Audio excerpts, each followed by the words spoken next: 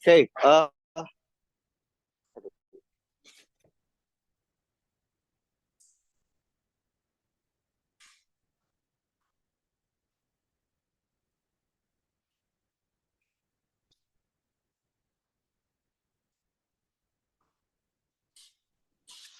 untuk yang sekarang kita cuma belajar review aja karena semua materi sudah beres waktu hari Selasa kemarin. Kalian punya soal nggak tentang soal tes yang kalian masih bingung? Ada? Mana coba lihat. Yang ada yang pakai iPhone di airdrop aja atau pakai iPad ya airdrop aja. Ntar kalau yang nggak, uh, coba ada nggak MDH iPad ada? Belum? Oke. Oke. Jadi kita bahas soal-soal untuk UAS. Kan materi UAS kan dari mulai gaya, magnet sampai difraksi. Oke. Bentar.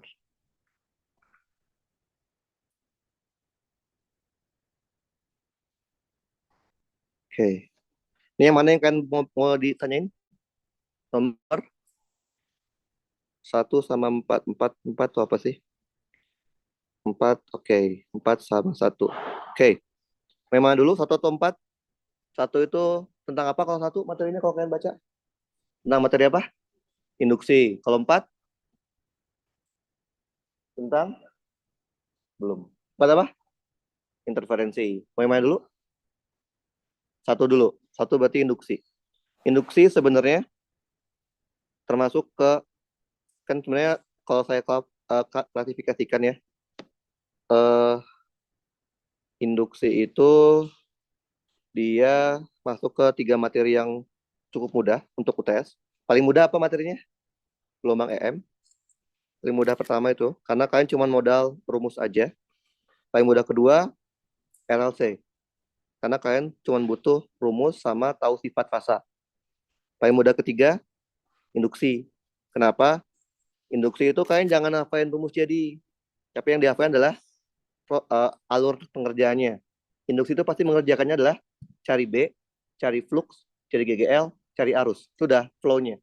Jadi kalau misalkan tiba-tiba dia minta nyarilah GGL induksi, padahal belum ada fluxnya, harus dicari fluxnya. Mau nyari flux butuh arus, butuh B-nya, belum ada B-nya, cari B dulu. Paham ya? Jadi itu udah flow. Artinya kalian sebenarnya kalau induksi jangan ngapain rumus jadinya aja. Karena kalau rumus jadi dihafal, kan akan banyak ngapain rumus jadinya. Oke, kita coba salah. Nomor satu dulu ya. Nah, kalau yang interferensi itu menurut saya paling gampang keempat lah. Paling satu adalah gaya dan medan magnet. Karena itu full analisa. Kalau itu, kalau yang ini masih bisa lah kita perkirakan. Oke, udah dibaca ya? Baca dulu deh. Jadi ada kumparan yang bentuknya kotak itu. Di sekitarnya itu ada dua kawat kawat berarus. I1, I2. Oke? Nah, untungnya udah dikasih tahu kalau B-nya adalah mu 0 I per 2 VR. Berarti B-nya udah ada kan? Kalian nggak perlu nyari. Oke. Jika diketahui lagi nih, oke? R itu adalah titik sampel kan? Misalkan di sini deh. Ini R-nya. Oke? Jadi R itu adalah titik sampelnya. Yang A minta apa? Flux magnetik akibat kawat 1. Betul nggak? Oke, flux itu kan rumusnya apa sih? Integral, rumus dasarnya kan integral B dot dA. Tapi kalian boleh ngitung flux pakai BA cos theta kan? Tapi itu kasus khusus ya. BA cos theta hanya boleh dipakai untuk kasus tertentu aja. Apa syaratnya? B-nya konstan terhadap variabel luas. Variabel luas itu adalah variabel yang bisa ngebuat suatu luas, yaitu variabel X, Y, Z, sama R. B konstan terhadap variabel luas artinya B-nya tidak mengandung variabel X, Y, Z, R. Oke, kalau di soal ini menurut kalian ngitung fluxnya boleh pakai BA cos theta apa harus pakai integral? Kenapa? Ada R-nya. Kenapa kan? Karena B-nya mengandung variabel R. R adalah variabel luas. Berarti kita nggak bisa ngitung flux pakai BA cos theta. Harus pakai integral. Integral B dot produk dengan DA. Oke? DA itu apa? Partisi luas. Betul? Kalau kalian tahu waktu belajar di matematika, kalau kalian punya bentuknya itu persegi, Maka bentuk partisinya cuma dua pilihan kan. Kalau nggak vertikal, horizontal, betul? Nah, nggak mungkin dua-duanya benar, ya kan? Nggak mungkin dua-duanya salah. Yang benar yang mana? Gampang. Pilih DA-nya itu sesuaikan dengan bentuk kawat lurus berarusnya. Kawat lurus berarusnya bentuknya apa? Vertikal. Berarti DA kita pasti yang benar adalah vertikal. Paham ya? Bayang? Oke. Kalau kita anggap ini R, maka segini adalah DR. Betul? Ini C kan? Berarti luasnya berapa? C kali DR. Udah, selesai kan? Berarti dapatnya apa? Integral. B-nya masukin mu 0 I per 2 VR dikali C DR. Yang namanya integral harus ada batas. Apa itu batas? Posisi ujung-ujung. Karena ini integral terhadap R, berarti ujung-ujung batas R kan? Di benda itu. Mana ujung-ujungnya? Ini sampai sini. Betul? Di ujung terdekat jaraknya berapa? A. Ujung terjauhnya A plus B. Ya udah. Berarti dari A sampai A plus B. Karena diintegralkan terhadap R, maka semua boleh keluar kecuali R. Mu 0 I dikali C dibagi 2V. Integral seper R apa? Ln. Ln batasnya A tambah B dibagi A. Udah. Satuan jangan lupa. Tesla meter kuadrat. Sama kan? Saya yakin setelah nyari flux pasti dia nyari gigi induksi. Karena itu udah flow-nya. Pasti B-nya gigi induksi. Ya kan? Total dia salah. Total flux karena dia ada dua. Ya kan? Ini kan kita mau hitung flux satu kan? Berarti kan kalau ngitung flux dua, flux B-nya berarti ada dua kan? Flux B akibat satu ditambah flux B akibat dua. Betul? Kita baru hitung flux satu. Berarti hitung flux dua. I-nya I1 ya. Hitung dulu flux duanya. Oke, berarti flux B2 sama konsepnya ya. Integral B dot DA. D juga sama ya. Bentuknya sama kayak bentuk kawat lurus yang si itunya ya, apa si I2-nya, berarti bentuknya vertikal juga. Berarti dapatlah integral mu 0 I-nya berarti I2 dibagi 2 VR dikali C DR. Batasnya juga sama kan? Jarak terdekatnya adalah A, jarak terjauhnya adalah A plus B. Berarti dari A sampai A plus B. Maka dapatlah mu 0 I2 dikali C dibagi 2V ln A plus B dibagi A. Betul? Nah, tapi beda. Beda di mana? Coba kalian perhatikan. Akibat I1, B yang ada di dalam kotak itu ke arah mana? Tangan kanan. I1-nya jempol ke atas, B-nya masuk kan? Berarti B akibat I1 itu arahnya cross. Betul? Ya. I-nya ke sana. I-nya ke sana jadi B kan? B yang lingkar kan? Maka B-nya muter. Kan gini, kalau I-nya lurus, I jadi jempol, B-nya yang melingkar. Kalau kalau B-nya yang lurus, B-nya jempol, I-nya yang melingkar. Tinggal putar-putar aja. Dalam hal ini I-nya yang lurus kan? Berarti I-nya jempol. Set. B-nya yang melingkar ini. Set. Bayang? Masuk kan? Masuk ke dalam kotak kita. Bener nggak? Oke. Sedangkan kalau kita lihat dari I2, I-nya ke atas, ke arah luar. Ya nggak sih? Di sini. Bener nggak? Betul? Ya. Bener kan? I-nya kanan. Di kotaknya kan gini kan? Keluar. Betul nggak? Berarti flux yang akibat flux 1 itu B-nya masuk ke dalam kotak, sedangkan flux akibat I2 B-nya keluar dalam kotak. Berarti ini yang masuk ke kotak, yang ini yang keluar dari kotak. Nah, sebenarnya nggak ada aturan bakunya sih sebenarnya. Nah, kalian tinggal tentuin aja. Pasti ini harus dibedain. Flux yang masuk sama flux yang keluar dibedain kan? Kalian tentuin aja. Mau yang positif yang mana? Yang masuk apa yang keluar? Misalkan yang masuk berarti yang keluar harus negatif kan? Nggak boleh samain ya karena ini masuk dan keluar. Ya udah berarti flux totalnya, flux total di B adalah flux B akibat 1 ditambah flux B akibat 2. Yang satu tadi berapa? Mu 0 I1 dibagi I1C ya, dibagi 2V ln A tambah B dibagi A, gitu ya. Karena flux 2 itu keluar, kita anggap minus kan ya? Dikurangin, mu 0, I2 dikali C, 2V, ln A plus B dibagi A. Betul? Karena sama-sama ada mu 0, keluarin. Sama-sama ada C, keluarin. Sama-sama ada 2V, keluarin. Sama-sama ada ln, keluarin juga. Betul nggak? Maka tinggal apa? I1 dikurangin I2. Betul? I1-nya apa? IM cos omega T. I2-nya IM sin omega T tambah theta. Betul? Masukin ke dalam sini. Maka jadinya mu 0 C dibagi 2V ln A tambah B dibagi A. Jadinya apa ini? IM dikali cos omega T dikurang IM dikali sin omega T tambah theta. Betul ya? Betul? Sama-sama mengandung IM kan? Maka IM-nya boleh keluar kan? Jadi kita punya apa? Mu 0 dikali C dibagi 2V. IM-nya boleh keluar dikali ln A tambah B dibagi A. Tinggal sisanya apa? Cos dalam kurung omega T dikurang sin omega T plus theta. Satuannya Tesla meter kuadrat. Paham ya? Gampang kan? Jangan dihafal rumusnya. Nggak bakal dipakai lagi ntar. Jadi walaupun mirip bisa aja beda lagi. Oke? Terus yang B. B udah. C sekarang. GGL induksi total. Betul? Pasti kalau udah dapet flux dari GGL induksi. Karena itu udah flow-nya. Paham ya? Misalkan tiba-tiba pertanyaan A itu adalah tentukan GGL induksi total. Misalkan ya, jadi pertanyaan A sama B nggak ada. Nggak bisa kita nyari GGL kalau nggak ada flux.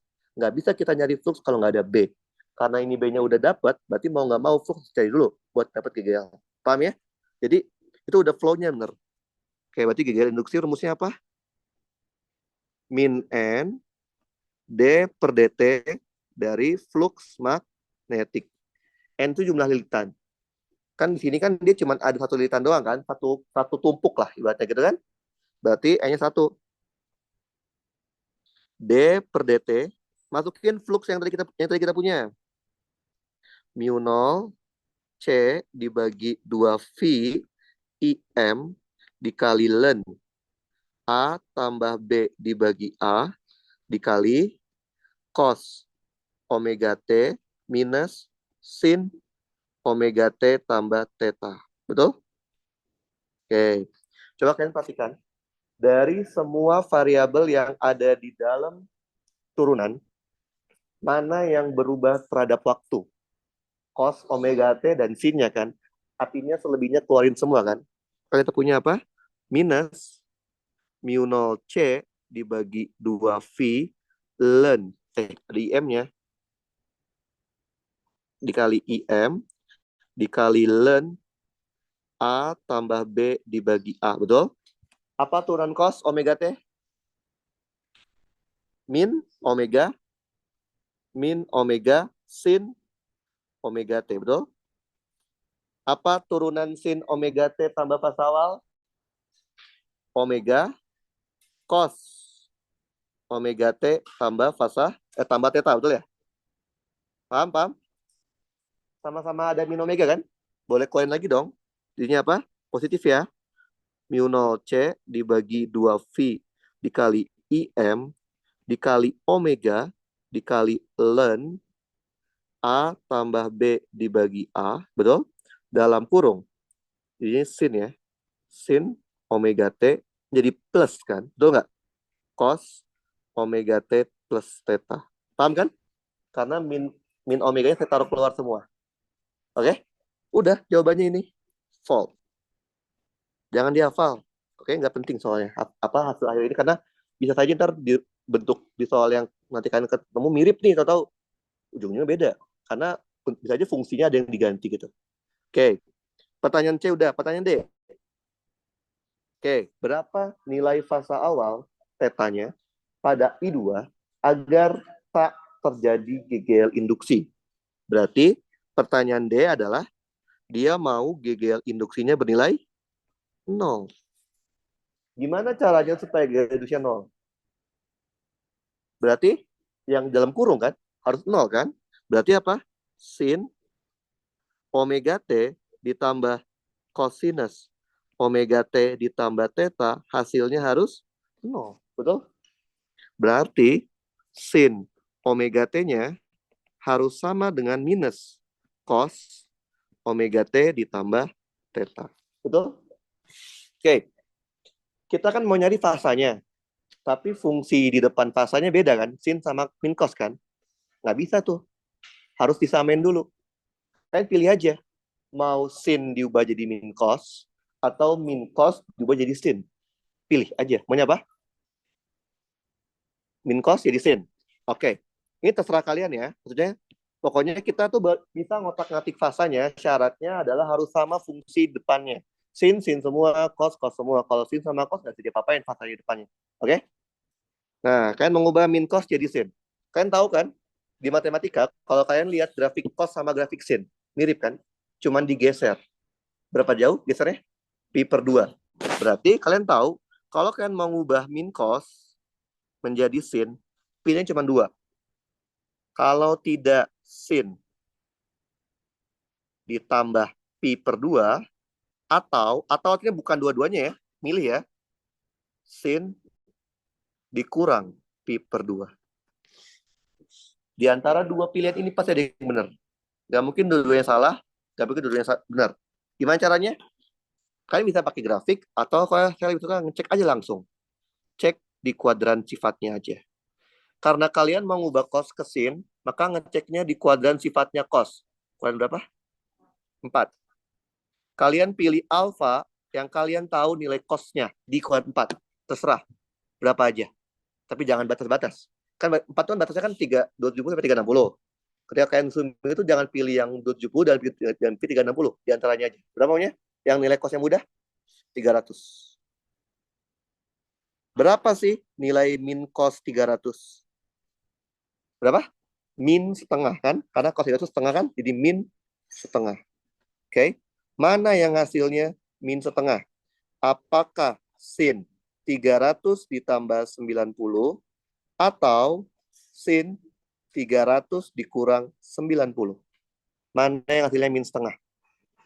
Yang 210. Karena 390 kan kuadran 1. Nggak mungkin nilai sinnya negatif kan? Berarti kalian bisa tahu hubungan antara min cos sama sin adalah ini. Paham? Ngerti? Berarti kita ganti nih. Sin omega T yang semula min cos jadi sin. Anggap aja alfa itu adalah omega T ditambah theta. Paham? Dikurang pi per 2. Ngerti? Sama-sama sin kan? Bisa kita hilangin. Kita bisa lihat fasanya aja. Berarti omega T sama dengan omega T ditambah theta dikurang pi per 2. Coret lagi, theta-nya sama dengan pi per 2. Oke? Paham nggak? Gampang kan? Oke. Jadi ini masih tergolong yang mudah karena dia induksi. Induksi itu masih levelnya masih ya antara mudah ke medium lah. Karena dia nggak terlalu... Pokoknya induksi itu jangan ngafalin rumus jadi. Tapi hafalinnya flow-nya aja. Nyari B, nyari flow, nyari flux, nyari GGL, nyari arus, itu udah pasti flow-nya. Alurnya udah pasti gitu. Gak mungkin kita bisa mencari arus kalau nggak cari GGL. Gak mungkin kita bisa mencari GGL kalau nggak cari flux. Gak mungkin kita bisa cari flux kalau nggak tahu B-nya kayak apa. Oke? Kemudian, tadi ada juga yang nomor 4. 4 itu interferensi. Interferensi itu levelnya udah lumayan sulit menurut saya. Tapi nggak sesusah gaya magnet. Gaya magnet itu paling susah. Karena kalian harus paham soal, harus bisa analisa. Modal rumus doang kalian nggak bisa. Nah, itu nggak bisa langsung modal rumus, tapi harus dianalisa. Oke. Baca dulu ya, sampai C ya.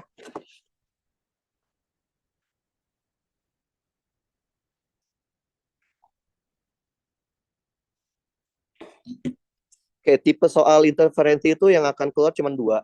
Kalau nggak lapisan tipis kayak gini, atau N celah. Itu doang. N celah. 2, 3, 4. Paling banyak 4 celah. Pernah keluar sampai 4 celah. Oke. Kita kemarin udah bahas sampai 4 celah kan? Udah kan? Kita kemarin kan 4 celah. Oke. Kalau udah ngerti sampai 4, udah ngerti 3 celah, harusnya udah ngerti berapa celah juga. Karena udah ada polanya kan ya. sebenarnya. Oke, udah dibaca ya. Ini namanya interferensi pada lapisan tipis. Ini jauh lebih mudah dibandingkan Ancela menurut saya. Karena basic ini dia lebih basic. Oke. Jadi dia lapisan tipisnya itu apa? Gelas ya. Gelas, terus bawahnya itu apa bawahnya? N3 tuh permukaan bahan ya. Atasnya udara ya. Oke, kita gambar dulu. Jadi lapisan tipis kita adalah gelas, atasnya adalah udara, bawahnya itu bahan. Oke, jadi yang dinamakan lapisan tipis itu lapisan yang di tengah-tengah. Oke, lapisan indeks bias udara kan 1 ya. Indeks bias gelasnya tadi berapa? 1,5. Indeks bias bahannya 2. Oke, gitu ya. Seberkas cahaya datangnya dari udara. Oke, hampir tegak lurus mengenai permukaan gelas. Sinar datang, oke, gabungan dari 2 warna, yaitu oranye sama apa? Oranye, warna biru sama orange. Oke, nanti aja kita. Kalau ketemu interferensi lapisan tipis, kita gambarkan dulu skema cahayanya. Dia bilang dari udara kan, betul? Oh, tadi kan dia bilang hampir tegak lurus. Jangan gambar tegak lurus. Itu adalah penyederhanaan ketika udah jadi rumus jadinya. Gambar tetap miring-miring aja. Oke? Lihat, cahaya datang, ketemu lapisan antara udara dan gelas. Apa yang terjadi ketika sinar atau cahaya ketemu 2 lapisan, ketemu 2 medium berbeda? Akan mengalami pembiasan sama akan mengalami pemantulan. Yang namanya pembiasan itu apa? Yang diteruskan ke medium selanjutnya. Berarti ini ada yang diteruskan ke sini. Oke? Yang namanya pemantulan berarti dibalikan ke medium awalnya. Berarti ke sini. Betul? Oke, lihat yang merah. Yang merah juga dia ketemu lagi lapisan antara gelas dan bahan. 2 lapisan, 2 medium. Maka akan mengalami pemantulan dan pembiasan. Pembiasan berarti yang diteruskan ke medium aslinya. Pembiasan, kalau pemantulan berarti yang dibalikin ke balik. Misalnya yang diteruskan ke medium setelahnya, pemantulan yang dipantulkan dibalikan ke medium aslinya. Paham? Lihat, ketemu lagi lapisan antara udara dan gelas. Maka akan ada yang dipantulkan sama yang dibiaskan. Dipantulkan berarti kembali ke medium aslinya. Dibiaskan berarti diteruskan ke medium setelahnya. Oke. Harusnya kalau kita beneran menganalisa, kita harus menganalisa sampai sepanjang lapisan itu. Karena kalian bisa TPB, minimal 2 gelombang aja kan. Cukup segini aja. Oke. Nah, kan yang mengamati ada peristiwa terang atau gelap kan kalian ya. Ngamatinya pakai apa? Mata kalian ada di medium udara. Oke. Mata itu hanya bisa mengamati cahaya yang masuk ke mata. Berarti cahaya yang bisa kita amati adalah cahaya yang ini dan yang ini. Paham? Yang lainnya nggak bisa. Kenapa? Karena tidak menuju ke mata dan tidak ada di medium yang sama kayak medium mata. Oke? Nah, kalian tahu kan cahaya itu gelombang EM kan? Gelombang EM itu bentuknya sinusoidal. Sin atau cos kan ya? Misalkan saya anggap gelombang datangnya bentuknya seperti ini. Oke? Yang merah ini nih. Yang merah ini pantul bias. Pantul bias yang merah. Merah. Yang pink bias. Bias itu sifatnya gimana? Selalu sama dengan fasa gelombang datang. Maka bentuk fasanya pasti sama kayak gelombang datangnya. Yang biru, pantul bias. Pantul. Kalau pantul, kita harus lihat gelombang datangnya dari mana. Lihat gelombang datangnya. Dari udara mau ke gelas. Udara indeks biasnya 1, gelas indeks bias 1,5. Dari renggang ke rapat. Dari renggang ke rapat dibalik atau tidak? Dibalik. Maka gambarnya akan seperti ini. Yang bawah lagi itu kan bias kan ya? Selalu sama dengan fasa gelombang datangnya. Kayak gini juga. Yang biru yang ini, pantul bias? Pantul. Lihat gelombang datangnya. Yaitu yang merah, betul? Gelombang datang dari gelas mau ke bahan. Gelas itu 1,5, bahan itu 2. Dari renggang ke rapat. Dibalik nggak? Dibalik. Maka gambarnya akan seperti ini.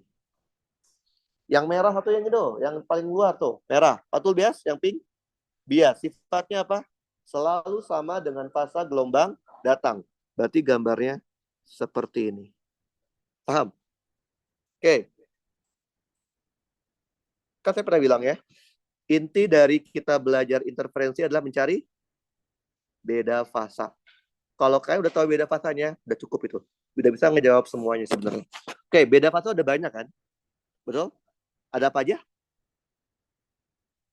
Medium, awal, beda fasa waktu, beda fasa lintasan. Oke? Di catatan saya juga udah kasih tahu ya gimana cara nyarinya. Lihat, cara mencari beda fasa medium gampang. Kalian tinggal lihat ini sama ini. Karena ini yang kita amati, betul? Lihat, bedanya berapa? 0. Berarti di soal ini, beda fasa medium kita adalah 0. Paham? Ada beda fasa lagi? Beda fasa awal kan? Beda fasa awal itu apa sih? Beda fasa karena sumber. Kalau sumbernya sama, pasti tidak ada beda fasa awal. Karena sumber. Kalau sumbernya beda, ada kemungkinan. Lihat deh. Cahaya 1 sama cahaya 2 itu kan sebenarnya berasal dari cahaya datang yang warna hitam. Berarti satu sumber kan? Udah pasti beda fasa awalnya? No. Sumber nggak mungkin ada beda fasa awal. Oke? Ada apa lagi? Beda fasa waktu. Beda fasa waktu itu apa? Beda fasa yang disebabkan karena gelombang dipancarkannya nggak bersamaan. Perbedaan waktu pemancarannya. Lihat deh. Sinar 1 sama sinar 2 kan sumbernya satu, yaitu cahaya datang. Berarti kan seolah-olah mereka dipancarkan bareng-bareng kan? Betul kan? Bareng-bareng satu sumber kan? Artinya udah pasti dia tidak ada beda fasa waktu. Paham? Sekarang, beda fasa lintasan. Apa itu? Perbedaan fasa karena si gelombangnya itu melewati panjang lintasan yang berbeda. Oke, coba lihat. Gelombang 1 yang biru, gitu kan? Lintasannya ya. Gelombang 2, gini. Oke, biar kan pakai gambar deh.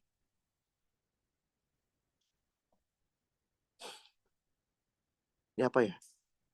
Gelas. Oke, lihat. Gelombang 1 itu gambarnya gini. Ya enggak? Betul?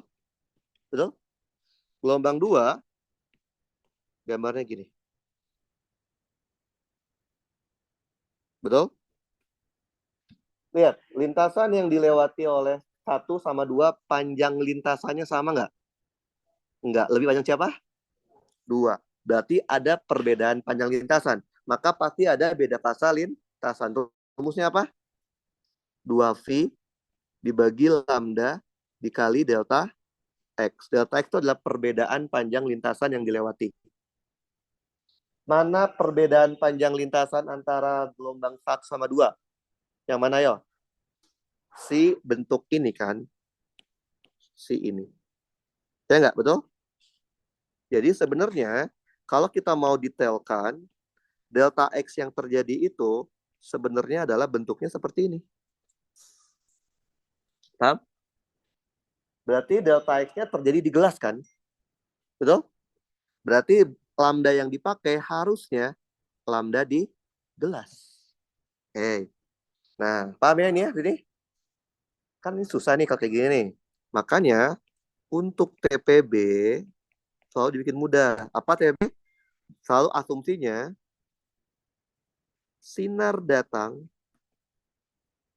hampir tegak lurus dengan lapisan. Oke, kalau kita anggap kayak gini. Oke, hampir tegak lurus berarti tetanya hampir mendekati kecil kan? Tetanya dianggap kecil. Inilah yang tadi saya bilang. Nih, hampir tegak lurus mengenai permukaan. Jadi di gambar awal kita jangan gambar tegak lurus. Itu adalah penyederhanaan ketika kita ketemu rumusnya udah mulai kompleks. Emang kenapa kok tegak lurus? Nah, kalau dia hampir tegak lurus, maka delta X-nya yang semula seperti ini dapat didekatkan menjadi seperti ini. Sehingga ini sama aja apa? 2D. D itu yang ini. Ketebalan lapisannya. Paham? Sehingga kita punya apa jadinya? 2V dibagi lambda yang terlihat di gelas dikali 2D. Betul? Masalahnya, mata kita lihatnya di mana? Udara kan? Berarti kan yang kita ukur lambda di udara atau di gelas? Ya di udara kan? Jadi yang kita ukur pasti lambda yang kita amati. Sedangkan di rumus itu lambda di gelas. Berarti harus di-convert. Gimana mengkonvert lambda yang di gelas itu menjadi lambda yang kita amati? Pakai apa yo? Snellius. Mengubah lambda yang di gelas menjadi lambda di udara. Kita gunakan yang namanya hukum Snellius. Gimana? N1 lambda 1 sama dengan N2 lambda 2. Karena kita mau jadi udara, N udara dikali lambda udara sama dengan N lapisan gelas dikali lambda gelas. Betul? Karena kita tahu N udara kan 1 ya. Betul? Maka lambda di gelas tidak lain adalah lambda di udara dibagi N gelas. Betul? Kalau kita masukin ke sini, mana ya? Ini jadi ini kita punya apa? 4VD dibagi lambda udara dikali N gelas. Betul? Nah, udah dapat nih semua beda fasanya kan? Berarti kita bisa menghitung. Berarti beda fasa total yang terjadi adalah gabungan semuanya kan? Medium, tambah awal, tambah waktu, tambah lintasan. Jadi berapa? Karena mediumnya 0, awalnya 0, waktunya 0, tinggal lintasan doang kan? Yaitu berapa? 4VD dibagi lambda udara dikali N lapisan gelas. Udah selesai. Inilah beda fasa yang terjadi di soal ini. Oke, barulah kita bisa menjawab semua soal-soalnya. Soal A minta apa? Nah, apabila fasa sinar datang di permukaan gelas adalah ini. Oke? Omega T plus theta plus C gitu ya. Tentukanlah fasa gelombang pantul di permukaan atas gelas. Permukaan atas gelas itu berarti yang satu kan? Benar nggak? Ya. Oke. Dan pentulan permukaan bawah gelas berarti yang 3 ya. Betul nggak? Betul? Ya. Dia minta gelombang pantulan oleh permukaan atas gelas berarti kan yang satu kan? Betul? Ya. Kan gelasnya yang ini. Atasnya kan satu kan? Yang mantul. Betul nggak? Ya. Kalau yang gelombang pantul dari permukaan bawah gelas berarti yang 3 kan? Betul nggak? Oke. Dia bilang kalau fasa gelombang datangnya itu adalah omega T ditambah C, betul? Kita mau tahu fasa 1 itu berapa, betul? Fasa 3 itu berapa? Coba kalian perhatikan. Datangnya tuh yang hitam kan? Betul? Datangnya hitam kan? Yang satu kan yang itu ya, biru ya. Lihat, bedanya berapa? Lihat yang gambar di atasnya. Berapa bedanya? Hah? Gini nih. Beda antara yang ini sama yang ini. Berapa beda katanya? Pi. Berarti gampang aja. Ini adalah omega T ditambah C, betul? Jangan lupa. Sebenarnya boleh plus, boleh minus sih. Saya biasanya pakainya plus. V. Tapi kan ini kan nggak harus V nggak sih? Beda saya gini tuh bisa V, bisa 3V, bisa 5V, betul nggak? Berarti biar lengkap dikasih, itu kan berpola ya. 1, 3, 5, itu pola kan? Polanya apa? 2M. Kalau kita mau dari 1 berarti 2M min 1 ya. Bener nggak? Betul? Dengan M dari 1, 2, 3. Bener kan? Betul? Jadi fasanya itu ada perbedaan sebesar 2M min 1V. Tergantung itunya apa perbedaannya berapa. Kan sama aja ya. Beda V, beda 3V, beda 5V sama bentuknya kan ya. Karena pengulangan fasa kan. Nah, sekarang lihat yang 3. 3 tuh yang ini. Oke. Oke, yang 3 ya. Yang 3. Bandingin sama gelombang datang kan? Datangnya yang 1, yang 0. Ini 0 lah, kita anggap aja 0 ya. Sama yang 3. Bedanya berapa? Bedanya? Beda gambar ini. Antara 0 dengan 3 berapa? V. 3V, 5V. Berarti ini juga adalah omega T ditambah C ditambah 2M min 1 V. Betul? Itu karena mediumnya kan. Jangan lupa loh. Si 0, salah gambarnya. 0 sama si 3 itu ada perbedaan lintasan yang dilewati. Kan kalau yang 0 sama 1 kan sama ya, mantul. Kalau yang 0 sama 3, si 3 tuh kebanyakan lintasan sebesar nggak 2D dong, D. Kan? Bayang nggak? Bayang? Kan antara 0 dengan 3 kan? Paham nggak? Kalau antara 0 dengan 2 baru 2D kan? Benar nggak? Betul? Tapi kalau 0 sama 3 cuman bedanya yang ini doang kan? Yang 0 kan di sini. Ya. Kalau yang 3 kan ini. Betul? Nah, tapi kan dia bedanya cuma segini doang ya. Oke, berarti kalau kita delta X kecil, kita anggap itu sebagai D gitu ya. Delta X-nya kan. Maka harusnya ditambahin lagi sama beda lintasannya. Yaitu apa? 2V per lambda dikali D. D itu adalah perbedaan delta X-nya. Jadi yang ini adalah beda fasa mediumnya. Yang ini adalah beda fasa lintasannya. Oke? B sekarang. Tentukan tebal minimum lapisan gelas. Tebalan nanti D-nya kan? Betul? Yang menghasilkan interferensi apa? Konstruktif. Apa itu konstruktif? Terang. Berarti yang B itu dia maunya terjadi interferensi yang sifatnya konstruktif atau terang. Oke, kan kita hanya menggabungkan 2 buah sinar kan, karena PB hanya lihatnya cuma 2 aja. 2 buah sinar akan saling menguatkan kalau beda fasanya berapa, yo? 0. Kalau diulang, plus minus 2V. Diulang lagi, 4V, 6V, dan seterusnya. Betul? Paham kan? Kalau terang biasanya dimulai dengan yang namanya terang pusat. Maka 0 itu sebenarnya terang pusat, TP. Ini namanya terang pertama, ini terang kedua, ini terang ketiga. Berpola nggak? Polanya apa? 2M dikali V. Dengan M-nya dari 0, 1, 2, 3, dan seterusnya. Betul? Ya.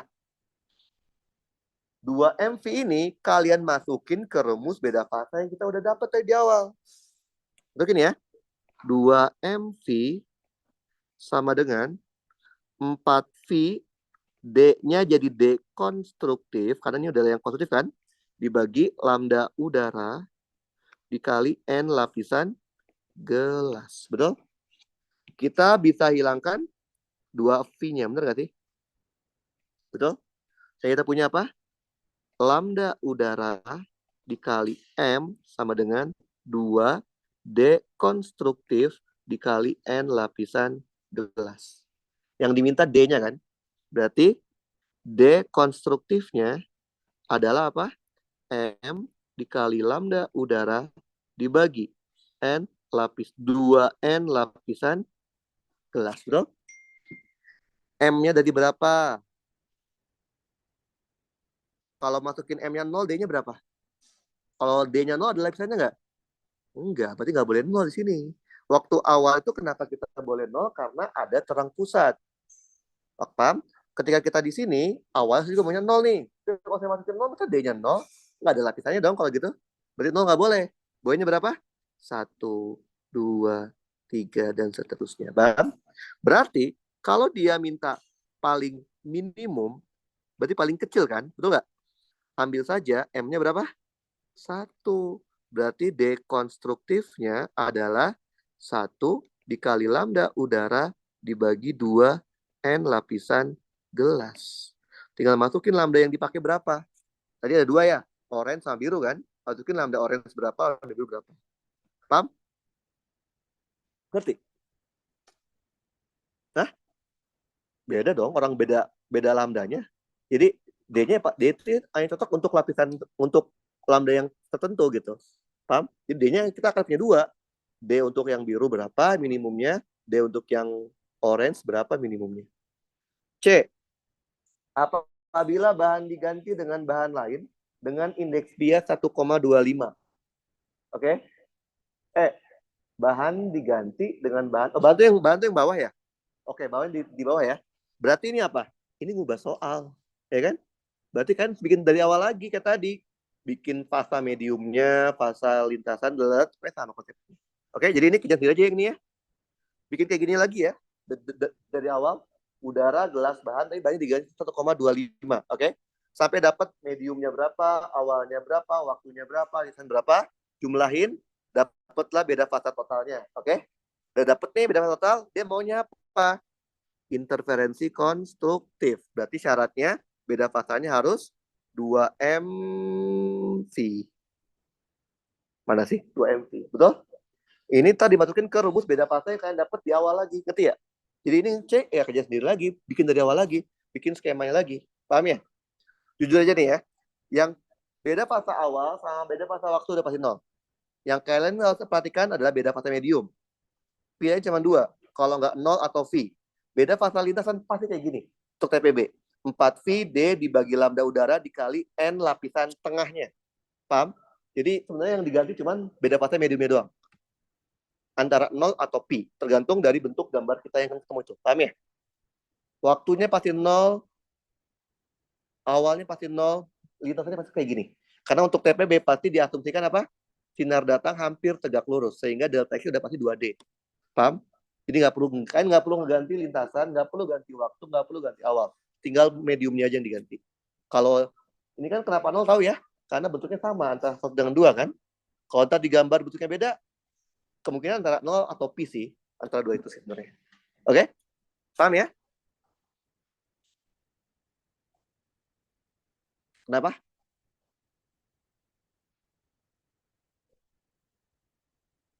Yang mana? Kenapa? Oh, ini sampel aja. Kan kita tahu cahaya itu sinusoidal. Sinusoidal kan bentuknya kalau nggak sinkos kan. Ah, saya mau dari bawah boleh nggak? Boleh-boleh aja. Ini mah sampel aja. Saya mau dari atas deh. Gitu ya. Oke, ini saya ngarang, yang 0 saya ngarang. Terserah kalian. Awalnya kayak gimana terserah. Nah, yang nggak boleh ngarang adalah pantul biasnya. Jadi pantul ada ketentuannya. Kalau dia mantul gelombang datangnya datang dari renggang ke rapat, dibalik. Makanya dia dibalik tuh. Ya kan? Yang semula atas bawah jadi bawah atas. Hah? Ya namanya dibalik. Ya kan? Kalau bias selalu sama. Lihat yang merah-merah. Dia selalu sama dengan fasa gelombang datangnya.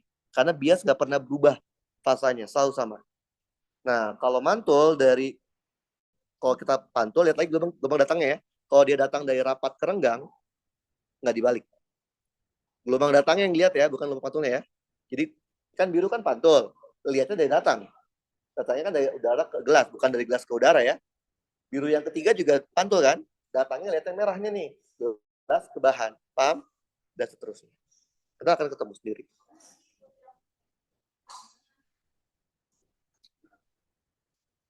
Ya, kantar bahannya di N1,25. Berarti kan si tiganya darinya rapat ke renggang. Nggak dibalik kan? Makanya dia akan dari atas ke bawah.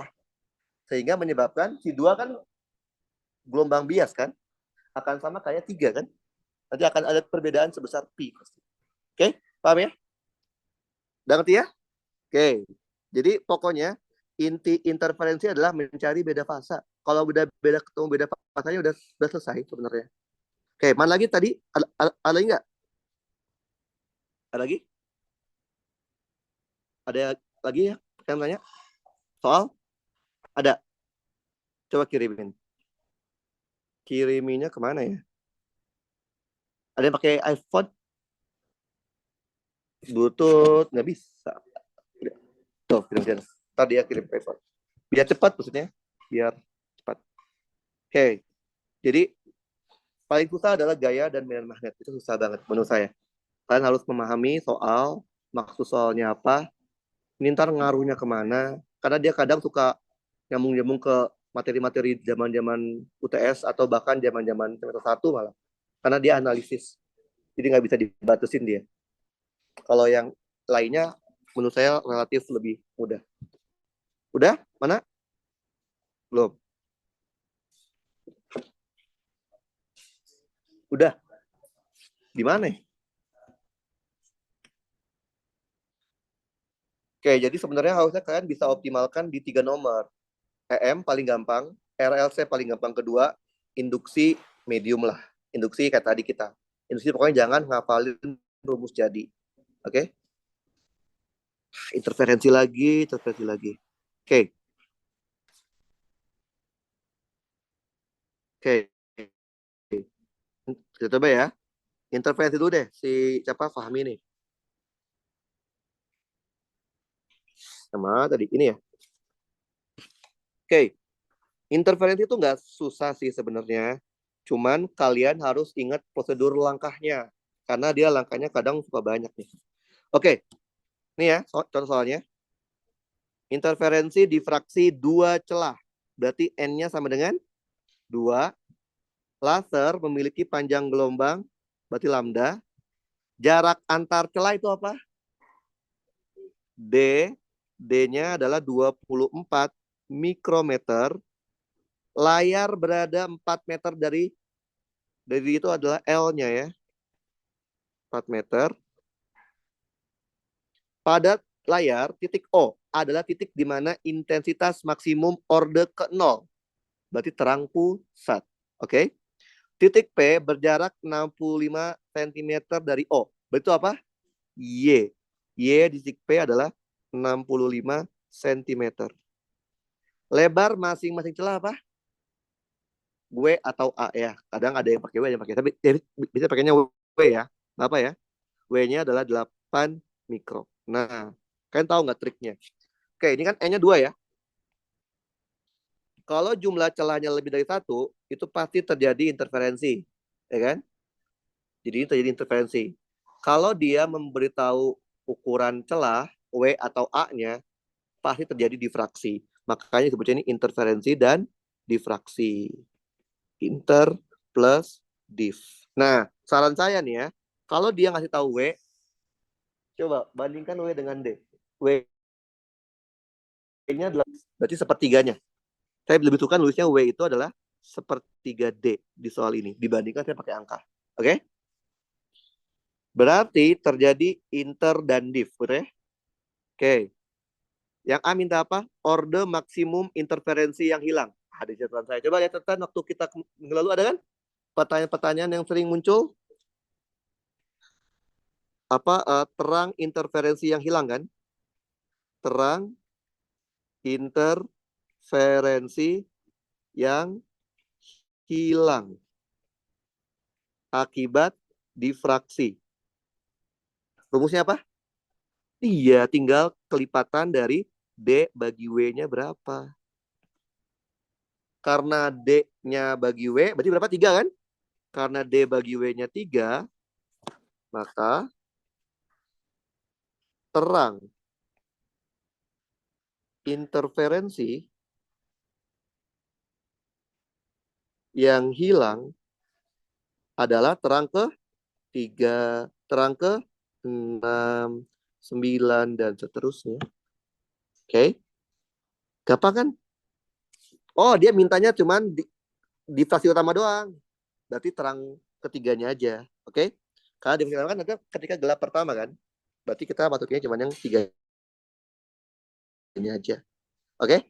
Kalau dia mintanya keseluruhan ya 3, 6, 9 itu hilang semua. Tapi yang ada di dalam divisi utama cuman terang ketiganya doang. Yang hilang kan divisi utama. B. Apakah titik P itu adalah posisi maksimum, minimum, atau bukan keduanya? Gimana caranya? Gampang aja. Kan sudah bilang. Inti belajar interferensi adalah beda fasa. Tinggal cari aja beda fasanya berapa. Oke. Nah, oke. Jadi ingat nggak untuk interferensi and celah? Interferensi and celah. Beda fasanya rumusnya apa? Catatan. Interferensi and celah. 2V dibagi lambda dikali D sin theta. Betul? Kalau kita anggap tetanya kecil, tidak dikasih tahu, maka jadinya apa? Beda fasanya menjadi 2V dibagi lambda D Y per L. Betul? Coba kalian cari deh. Berapa beda fasa titik P? Berarti kan 2V dibagi. Lambdanya berapa tadi? Lambdanya 600 nano. Berarti 600. Nano berapa? 10 pangkat? Min 9. D-nya berapa D-nya? D-nya 24 mikro. 24 mikro 10 pangkat min 6. Tadi Y-nya berapa? YP 65 cm. 65 cm, senti 10 pangkat min 2 dibagi L. L-nya berapa? 4. Coba dihitung. Ini berapa V? Oke? Berapa V coba?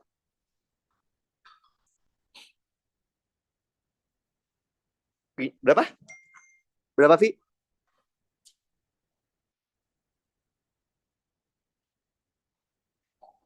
Berapa V? Tungmi. Berapa V? Berapa? 13 V. Oke, udah.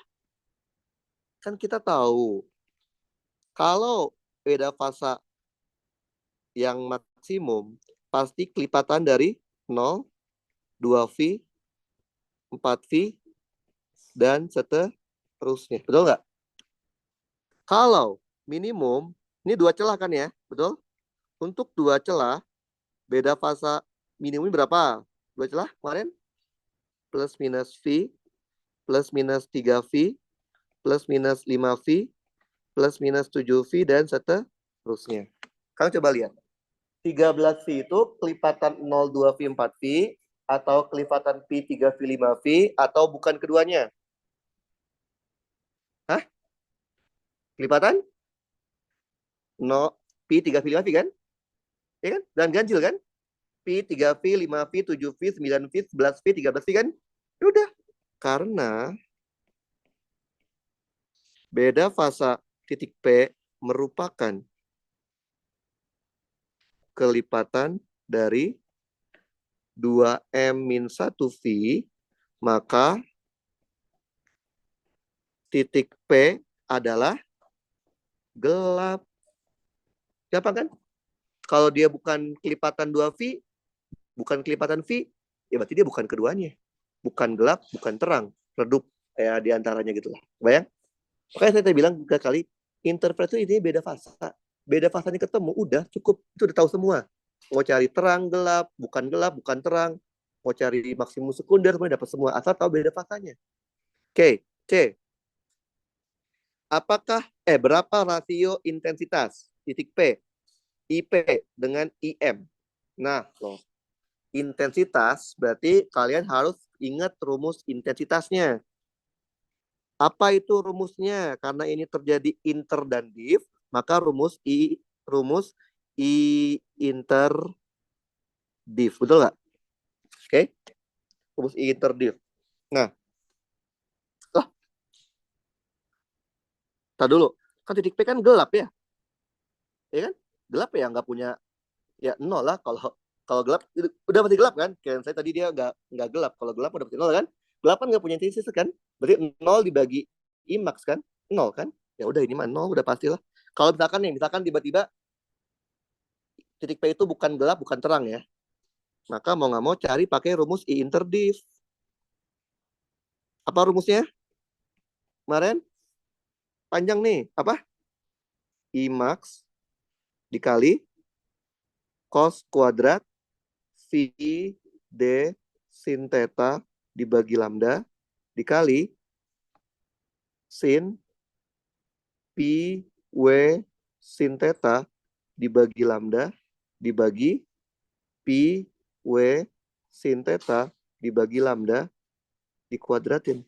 Oke, kalau tadi misalkan titik P itu bukan terang, bukan gelap. Paham? Kalau gelap kan udah pasti nol. Nah, kalau misalkan terang deh, misalkan deh. Anggaplah diganti deh. Ini contoh ya. Kan kalau gelap kan udah pasti nol kan, ini saja kan. Udah pasti nol per IMAX, nol dong rasionya. Tapi misalkan nih, ini misal aja ya. Misal, tadi kita dapat eh, beda fasanya mungkin anggaplah terang deh. Anggaplah terang berapa? 14 pi gitu ya. Oke? Ini misal aja ya, contoh ya. Karena kalau kalau gelap udah pasti nol I-nya, ya kan? Kalau terang kan, nah kalau terang kita bisa hitung berapa dia tingginya, oke? Beda fasanya 14 pi, oke? Oke, ini jangan 14 pi deh. 14 pi itu berarti berapa Y-nya ya? Oh, Y-nya berapa ya? Supaya dia pas 14 pi ya. Supaya 14 pi Y-nya berapa ya? Coba deh, itu pakai kalkulator deh. Supaya 14 pi Y-nya berapa? Saya maunya dia terang deh. Kan 14 pi terang kan ya? Berapa Y-nya? Supaya angkanya bagus. Saya mau ngajarin gimana caranya ngitung terang interferensi, rasionya berapa. Berapa kalau, karena kayaknya susah nih kalau pakai ini. Misalkan YK deh ya, jangan YP deh. Saya maunya dapat 14P itu berarti berapa ya? Atau supaya bilangan bulat, supaya 2V 4V berapa ya ini? Kita balik kasih. Kita balik jadinya 14, dibalik aja ya. Dibalik itu berarti jadinya 14, taruh. Berapa kalau dibalik itunya? Kalau saya maunya 14 V. Oh mau dia. Ah, berapa? Kalau maunya 14, berarti Y-nya adalah 14 ya, 14, 7. Berarti 7 dikali 4 dikali 600, 10 pangkat min 9 dibagi 24, 10 pangkat min 6. Berapa tuh? 7 dikali 600 kali 10 pangkat min 9 dibagi 24 kali 10 pangkat min 6. 0,7, oke? 70 cm berarti ya? Nih, oke? Nih, ini udah saya cek. Ini kalau dihitung nggak usah beda pasnya 14 V, oke? Oke, kita coba ya. Ini Y ki aja ya, titik ki ya, titik baru ya. Oke? Misalkan Y ki saya adalah 70 cm. Atau sama aja berapa? 0,7 meter. Oke? Oke, kita mau tahu. Berarti I interdifnya I max dikali cos kuadrat pi, oke? D-nya berapa tadi D-nya? D-nya berapa ya? D-nya 24 mikro ya. Dikali 24 mikro, oke? Sin theta dapat didekatkan jadi Y per L kan? Berarti Y dibagi L-nya berapa? 4. Dibagi lambdanya berapa? Lambdanya 600 nano. 600 kali 10 pangkat min 9. Oke. Ininya panjang lagi. Sin. Pi. Tadi W-nya berapa? W-nya 8 ya. 8 kali 10 pangkat min 6. Sin jadi Y per L kan? 0,7 per 4 dibagi 600. 10 pangkat min 9. Oke. Nah, biar gampang ini coba dikerjain dulu deh. Ini diselesaikan dulu deh. Biar gampang bawanya kan sama ya. Ah. Mana yang bisa kita hilangin? Berapa tuh? Berapa pi? Pi-nya nggak boleh diituin. Karena kita dalam bentuk pi. Pi. Berapa?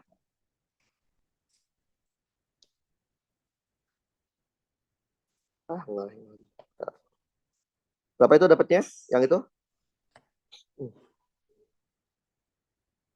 8 kali 10 pangkat min 6 dikali 0,7 dibagi 4 dikali dibagi 600 kali 10 pangkat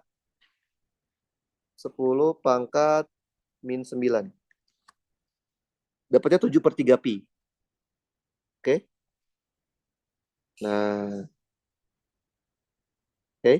Kita hitung ya. Kalau ini berapa ya? Ini kalau dihitung dia berapa ya?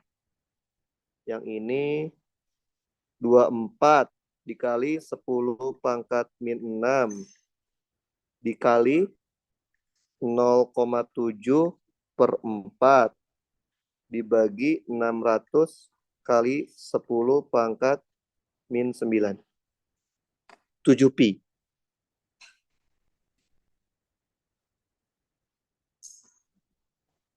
Oke.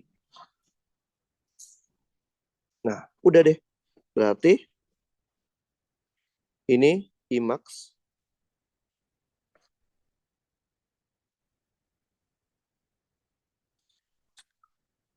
Oke. Berapa cos 7V? 7V kan pengulangan dari V kan? Ya nggak sih? Berarti berapa cos V? Min 1. Kuadratin 1. Betul? Berapa sin 7/3V? Kalkulator. Sin 7/3V. Oh ya, setengah akar 3. Oke, setengah akar 3 dibagi 7/3V. Ini kan? Betul? Kuadratin. Maka kita akan punya berapa ini? IMAX. Berarti sama aja apa? 3/4 dibagi 49V kuadrat dikali 9. Bener nggak? Betul? Jadi berapa?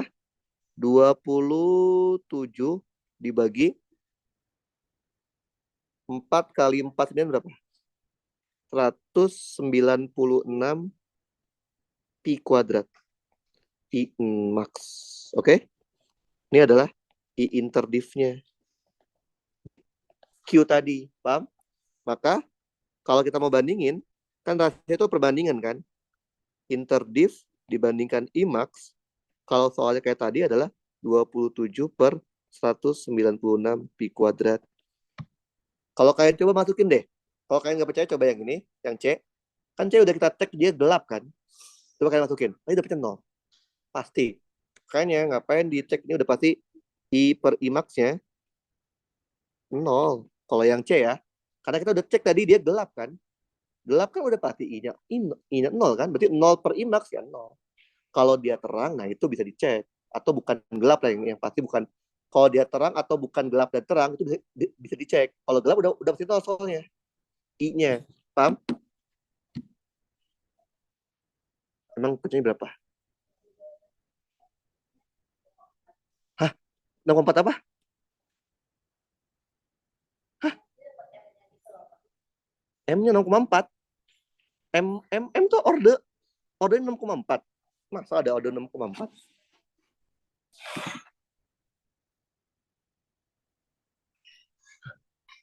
Mana ada? Kok M-nya 0,4 sih? D sin theta. Oh, dia masukin tetanya. Oh, alah. Oke. Berarti pada kasus ini tetanya tidak dianggap kecil. Sin tetanya tidak mendekati Y per L. Oke, siap. Kalau tadi kan kita tetanya dianggap kecil kan? Kan di sini waktu ini kita anggapnya jadi Y per L kan? Ini kan dengan asumsi tetanya ini ya. Sedangkan kalau tadi, nah, kalau kalian ingat di matematika ya, kalau kalian lihat di kalkulator, theta itu kecil ketika kurang dari berapa derajat ya? Ada batasannya kan ya? Coba ada kalkulator nggak? Pinjam bentar. Jadi theta itu kecil kalau kita bisa lihat sin tetanya mendekati theta sebenarnya di radian ya. Itu tadi berapa derajat? Oke, coba kalau 9, 9,23 derajat. Jadi kalau diubah ke radian berapa? 9,23 dibagi 180 dikali V. 9,23 bagi 180 dikali V. Itu adalah 0,161 radian. Coba ya. Since 0,161, apakah dia mendekati? Ya, waktu itu masih dianggap kecil ya, harusnya ya. Karena sin-nya masih mendekati nilai tetanya. Maksudnya masih dianggap kecil. Cuman jadi ambigu gitu ya. Oke lah. Ini kita di asumsinya tetanya kecil, 6,4 ya. 6,4 kayak 6,4 ya. Tadi M-nya 6,4. 6,4 ya. Emang 6,4 bilangan. Oke, emang bukan bilangan bulat sih. Oh, walah, iya sih. Nah, itu sedikit ambigu sih ini emang. Banyak yang melakukan ini kayaknya nih biasanya sih dia sinkron biasanya ya antara pendekatan teta kecil dengan uh, tidak mendekatkan teta jadi kecil. Harusnya hasilnya sinkron. Tapi ini kayaknya lagi kasus khusus kayaknya nih. Dapatnya angkanya yang ketika didekatkan jadinya. Sebenarnya kalau kayak gini ya yang lebih akurat ya pasti ya tidak didekatkan kan ya. Lebih akurat harusnya sih. Jadi ya udah berarti kalau ada y-nya sama ada kalau ada sin theta kan berarti kan sin theta itu coba lihat lagi. Oh, dia nyari datanya ya. Oke, berarti kalau gitu biar aman sih ya udah. Berarti biar aman kalian jangan didekatin aja deh. Karena emang rada tricky sih sebenarnya. Jadi ini kita karena asumsi didekatkan ya. Didekatkan jadi Y per L itu kan pendekatan pendekatan matematisnya. Ternyata kalau udah ada Y sama L kita bisa nyari theta kan dengan menggunakan tan inverse sebenarnya. Oke, tapi kira-kira seperti itu lah ya buat nyarinya. Ya sama juga dengan kalau buat nyari ini ya kalau dia nol sih ya. Kalau dia gelap ya udah pasti nol. Kalau dia gelap. Oke. Terus berapa lagi? Tadi ada lagi ya. Oke, kita coba lihat. Tadi ada lagi yang ini. Nah, ini magnet nih. Susah ini. Oke. Oke, ini magnet susah ini. Susah bukan berarti nggak bisa, cuman susah jelas ini aja sih. Oke, baca dulu deh. Susah ini. Karena ini kalian harus satu paham maksud soalnya. Yang kedua harus tahu ini akan diarahinnya kemana nih. Deket-deket ini. Oke, baca dulu sampai C ya. Spektrometer massa terdiri di atas dua bagian besar, yaitu selektor kecepatan, gambar A, dan siklotron, gambar B. Oke, selektor kecepatan terdiri dari dua buah plat, dihubungkan dengan beda potensial, ada delta V-nya berarti ya, betul? Jadi platnya itu ada delta V-nya ya, beda potensial, sehingga menghasilkan medan listrik. Oke. Dalam selektor kecepatan tersebut diberikan medan magnetik. Oke, jadi di bagian A itu selain ada medan listrik, juga ada medan magnetik. Oke. B1 yang arahnya cross, berarti masuk ke dalam bidang gambar. Kemudian di siklotron, di bagian B, itu nggak ada E, tapi adanya B2, betul? B2-nya itu 0,4. Arahnya nggak tahu kemana. Oke? Pokoknya dia maunya si partikel itu beloknya ke bawah. Oke, kayak gambar itu. Oke. Partikel dengan muatan Q dan massa M ditempatkan pada bagian ujung kiri selektor kecepatan, kemudian bergerak dengan lintasan berupa garis lurus. Oke. Partikel tersebut kemudian memasuki daerah bermedan magnet B2 dan bergerak di dalam daerah tersebut membentuk lintasan seperempat lingkaran dengan jari-jari 1 meter. Oke, bayang nggak ngerjainnya gimana? Susah ini. Oke, yang pertama adalah tentukan jenis muatan partikel tersebut. Positif kah, negatif, atau netral. Dan arah dari B2 ke arah mana. Oke, gimana caranya? Gimana yo? Apakah muatannya positif, negatif, atau dia muatannya netral. Ya, netral itu berarti apa ya? Muatan netral itu apa? Vektor kecepatan itu bagian A-nya, itu partnya aja. Jadi dia itu sebenarnya tujuannya adalah supaya si muatannya itu bergerak lurus. Oke, jadi dia maunya gerak lurus. Oke, kenapa? Tahu nggak? Oke, kan kalian tahu ya, ada muatan, muatannya kan gerak ke sini nih, betul? Muatan bergerak. Ada muatan bergerak, oke? Muatan bergerak di sekitarnya ada B1 kan? Ada muatan bergerak di sekitar B. Apa yang akan muncul? Gaya magnet, FB. Ya kan? FB tidak akan pernah bisa membuat partikel dipercepat atau diperlambat. Terus ngapain dong FB? FB akan selalu membuat partikel bergerak melingkar. Artinya, kalau di situ cuma ada FB, partikel muter-muter doang. Nggak bakal lurus dia. Paham? Maka, untuk bisa membuat partikel itu lurus, diperlukan gaya lain, pengaruh lain. Dalam hal ini adalah pengaruh gaya listrik, gaya Coulomb. Paham?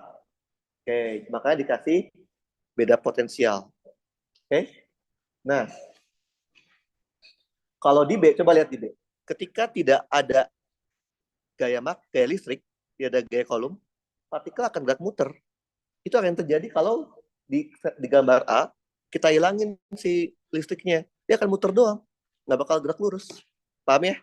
Oke, kalau kita mau tahu, partikel itu muatannya positif, negatif, atau netral. Oke? Oke, dan arah B2 kemana? Kita coba dulu deh. Salah satu ya. Kita coba deh. Apabila muatannya itu positif. Oke? Bisa nggak kok positif ya? Kita coba ya. Oke. Nah, ini masalahnya adalah tidak dikasih tahu beda. Ini nggak ada informasi ya. Ini yang positif yang mana ya? Tahu nggak? Yang atas positif. Yang atas positif ya? Oke, sip. Kalau gini saya bisa nih. Yang negatif ya? Gede ya? Betul. Betul, gitu. Betul. Ada di gambarnya itu, betul? Betul. Oke. Berarti ini lebih positif, ini lebih negatif kan? Berarti medan listriknya kemana yo? Ini materi UTS nih. Ke bawah. Itu selalu dari positif ke negatif kan? Oke. E-nya ke sini. Paham? Nah, kan coba kita lihat. Ini kan positif ya, ini negatif nih. Kalau kita misalkan muatannya itu muatan positif, kita lihat bisa nggak terjadi fenomena seperti gambar ya, kan ada E-nya. Oke, lihat. Ada muatan positif bergerak di sekitarnya ada medan listrik. Maka muncul yang namanya gaya listrik. Ke arah mana gaya listriknya? Ke arah mana gaya listriknya? Ayo. Ke arah mana kalau muatan positif? Ke arah? Ngaco ini kalian. Ke arah? Bawah. Gaya listrik rumusnya apa sih? F Coulomb itu kan rumusnya Q kali E. Artinya gaya listrik akan searah sama E kalau muatannya positif. Oke, gini ya, betul kan? Nah, di sini ada B arahnya cross. B arahnya cross. Ada muatan bergerak di sekitar B. Muncul gaya magnet. Ke arah mana FB-nya? Tangan kanan. Berarti kan V-nya ke kanan. B-nya masuk. Ke arah atas, betul? Ke arah atas. Nah, lihat. Ya gini kan, betul kan ya? FB-nya ke atas, FC-nya ke bawah. Oke? Bisa nggak? Ada nggak kemungkinan dia bisa bergerak lurus? Bisa. Ketika FB-nya sama dengan FC. Berarti ini ada kemungkinan nih dia gerak lurus nih. Ada harapan. Syaratnya apa syaratnya? Syaratnya itu adalah FB, besarnya FB harus sama dengan besarnya FC. FB besarnya apa? Rumusnya? Q, V, B, berarti B-nya B1 ya. Sin theta. FC Q kali E. Berarti kita bisa hilangkan Q-nya. Oke, berarti tahulah kecepatan dia adalah E dibagi B1 sin theta. Oke, masih masuk nih. Oke, masih bisa kan? Nah, setelah itu dia masuk ke daerah yang tidak ada medan listriknya. Berarti udah nggak ada gaya kolom. Kayak gini kan? Ini V-nya, betul? Dia bilang soalnya minta si partikel tuh geraknya seperempat lingkaran bawah. Paham? Kenapa partikel bisa gerak melingkar? Karena ada gaya yang bikin dia lingkar kan? Siapa yang bikin lingkar? Gaya magnet. Berarti kalau kayak gini, ini pasti disebabkan karena ada gaya magnet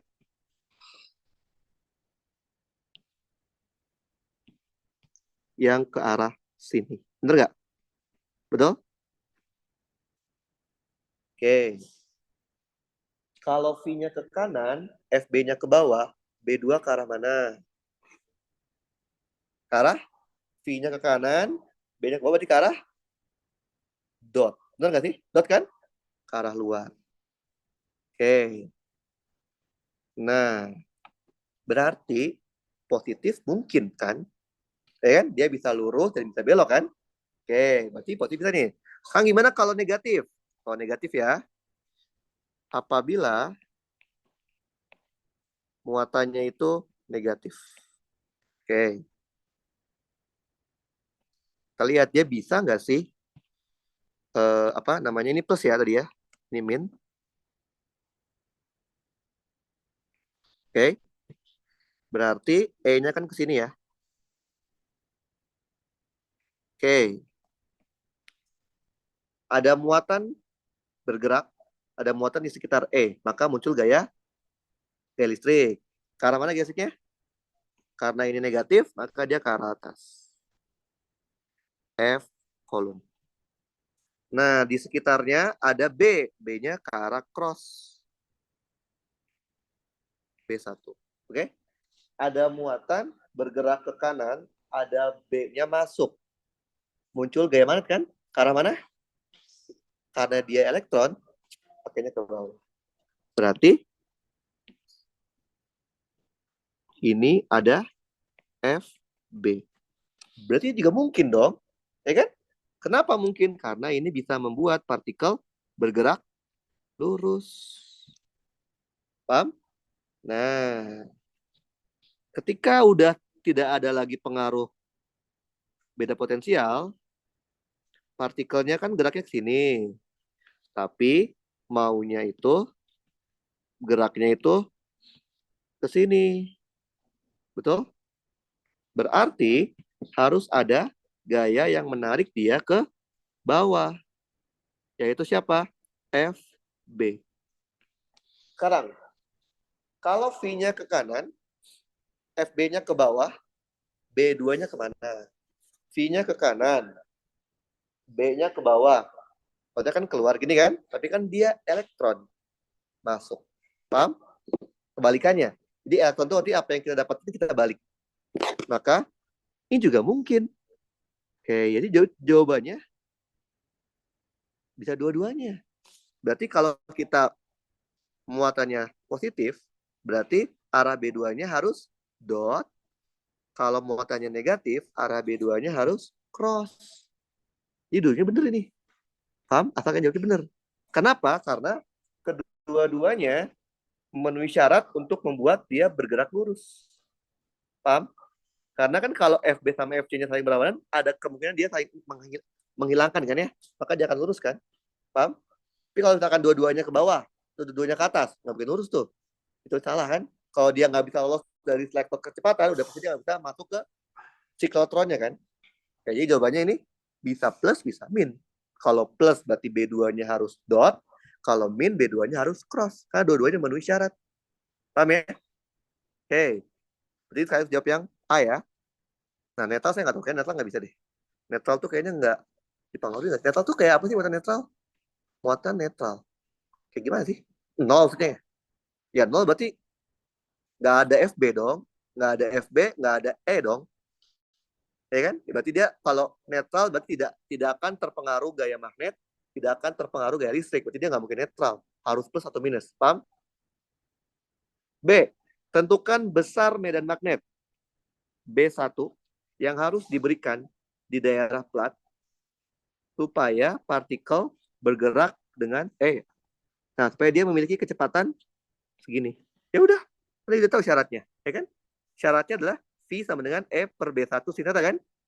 Ya udah, berarti B1-nya apa? E dibagi V sin theta. Tadi E-nya berapa? 10 pangkat 6 kan?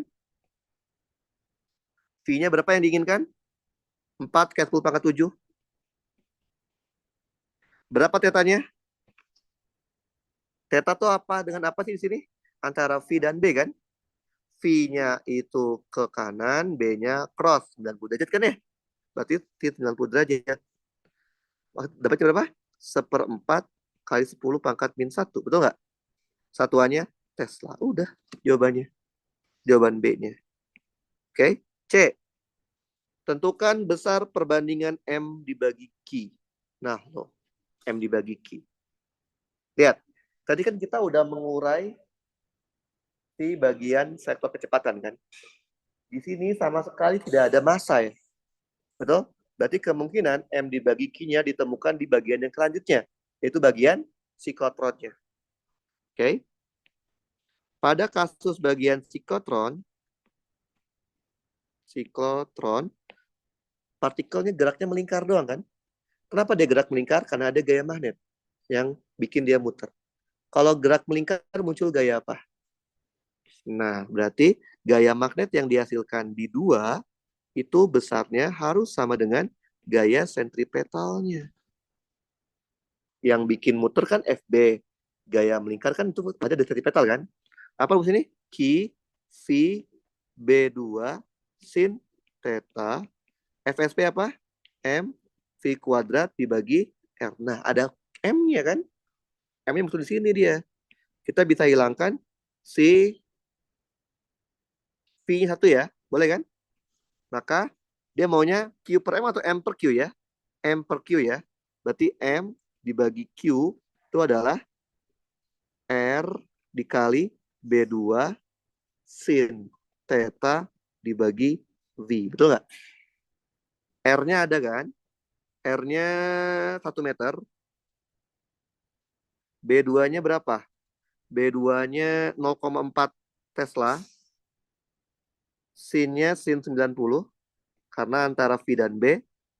Kecepatan yang diinginkan, V-nya tadi di atas tadi ya. 4 kali 10 7 kan? 47 ya.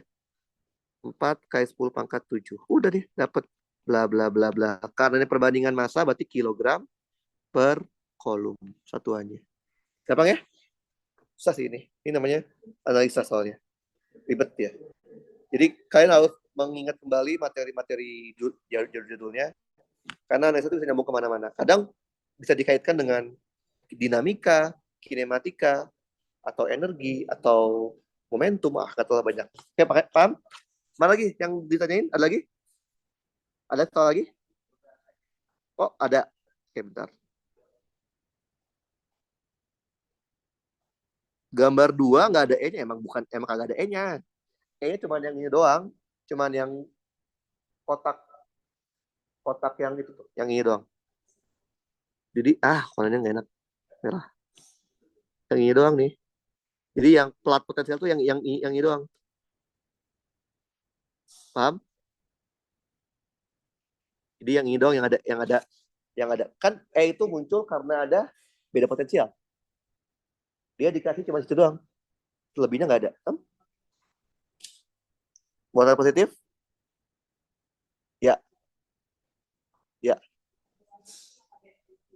Agak, ini beda lagi. Ini FB-nya FB2. Karena B1 juga cuma sampai sini. Ketika dia udah melewati itu, udah nggak ada E kan, maka nggak ada FC. B1-nya udah nggak ada, maka nggak ada FB1. Paham? Ini FB yang baru. Akibat adanya B2. Ini adalah konsekuensi karena dia mau beloknya ke bawah. maka FB2 harus ke arah bawah dong. Kan dia yang tarik ke bawah dong. Paham? Jadi itu bukan FB1, FB2. Berarti ya?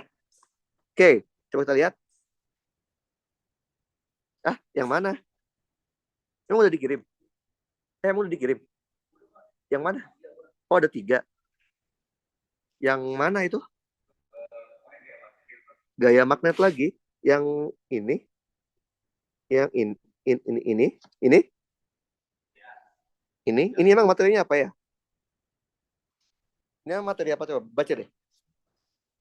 Induksi, itu tahu. Gampang kan? Berarti flowchartnya adalah cari B, cari flux, cari GGL, cari arus. Oke, kita lihat dulu. B-nya udah ada belum? Udah ada belum B-nya? Udah ini. Medan magnet seragam. Betul? Kan? Berarti B-nya udah ada kan? Berarti nggak perlu cari kan? Oke, tinggal nyari flux, GGL, arus. Oke. Wah, ini enak banget. Dia mintanya flux langsung. Oke, minta fluxnya. Oke, menurut kalian, ngitung fluxnya gimana? Boleh pakai BA cos theta atau harus pakai integral? Kenapa boleh? Karena B-nya konstan. Ya kan? Ya udah. B dikali A dikali cosinus theta. Betul?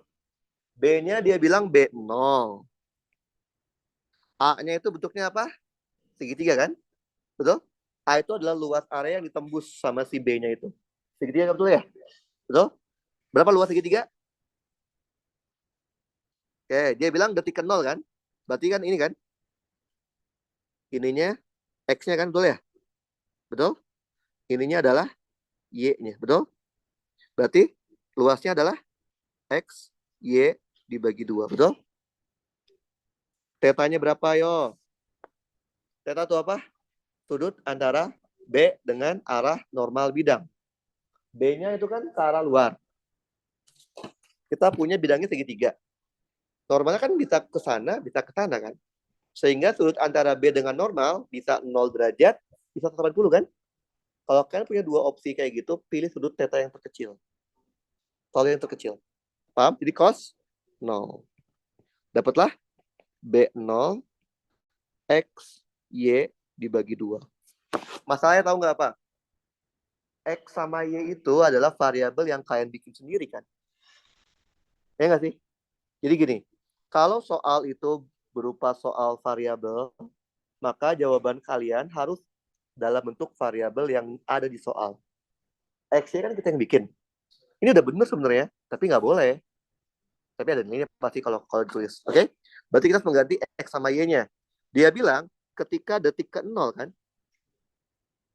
Ketika detik ke 0, X-nya berapa? L0 kan? Ya enggak? Berarti detik ke 0, ketika T sama dengan 0, X-nya itu adalah L0. Betul? Sekarang Y-nya. Apa hubungannya Y? Y gimana cara nyarinya?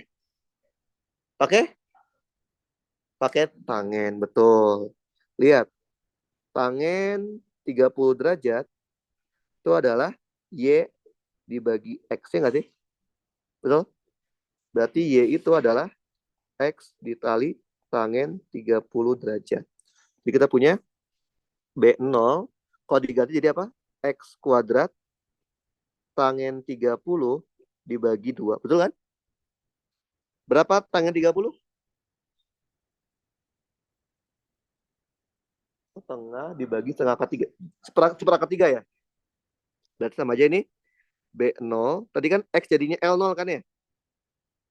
Dibagi 2 akar 3. Bener nggak? Betul? Tan 30 seperakar 3 kan? Betul kan? Satuannya apa? Jangan lupa satuannya. Tesla meter kuadrat. Biasanya kalau dapat flux dia minta apa? Tiga induksi. Biasanya itu. Dia minta posisi deng. Posisi titik sentuh batang berarti X-nya ya. Saat T. Nah, ini kan saat T-nya 0 kan? Sekarang saat T variabel T. Oke. Okay? Posisinya. Lah gampang aja. Posisi. Nah, ini nyambung lagi ke kinematika. Posisi rumusnya apa? Posisi mula-mula ditambah V0 T ditambah setengah A T kuadrat kan? Ya nggak sih? Betul? Kinematika. Delta X sama dengan V0 T plus setengah T kuadrat kan? Jadi kalau X0 kan delta X kan X min X0. Ya udah, berarti X sebagai fungsi T, dx0-nya apa? L0 kan? V0-nya ada nggak? Kecepatan dia V kan ya? Dia bilang kecepatannya konstan nggak sih? Mana dia bilang konstan? Oh, mana? Mana?